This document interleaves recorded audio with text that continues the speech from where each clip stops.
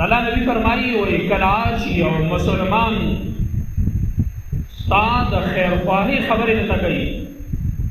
د نصیحت خبرې نه کوي نه دا نصیحت ولا امه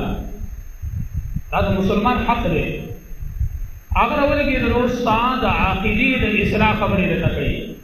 ستا د عمل د اصلاح خبرې کوي ستا د اخلاق د اصلاح خبرې نه کوي د دنیا او د آخرت او خیر خواهی لره کوي او د الله او د رسول خبرې نه کوي خیر خواهی مقصد دی دا نو د داسې مسلمان حق دا دی چې دا خبره ولا امه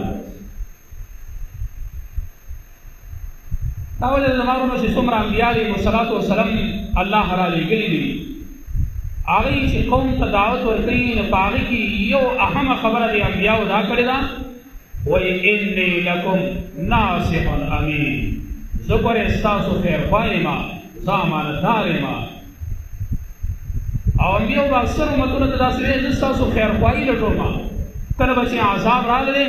نو د هغې نه به واپس شو ورته به ویل یا زما قومه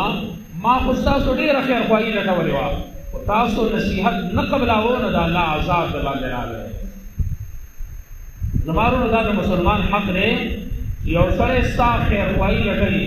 چې وروڼه عقیده دې برابره کا قرآن او سنت باندې عمل کوه مونځ کوه ذکر کوه تلاوت کوه جمعې مونځ کوه د جمعې مونځ کوه ظاهري شکل برابر کا